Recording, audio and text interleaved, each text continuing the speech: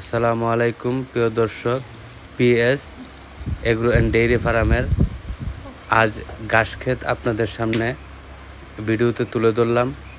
আর আমার এই গরুগুলোকে আমি কোনো ইনজেকশন কিংবা ক্ষতিকারক এরকম কোনো রাসায়নিক পদার্থ দেই না।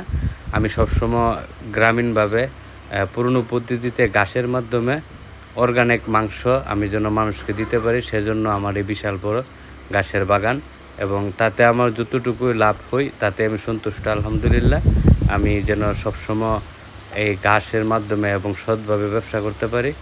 সবাই আমার জন্য দোয়া করবেন এবং আল্লাহ যেন আমাকে সফল করে, এবং আমি যেন আপনাদের মাঝে আরও অর্গানিক মাংস দিতে পারি। সেজন্য আমার জন্য আপনারা সবাই দোয়া করবেন, এবং বিশেষ করে প্রবাসী ভাইদেরকে বলবো যারা নতুন উদ্যোক্তা, আপনারা খামার করার আগে ঘাস ক্ষেত করবেন। কারণ ঘাস হচ্ছে মানে এমন একটা খাবার যা আপনাকে প্রফিট এনে দেবে এবং আউটপুট অবশ্যই আপনি পাবেন। সেজন্য ঘাসটা আগে করবেন। ঘাস ছাড়া গরুর আপনি তেমন লাভ করতে পারবেন না।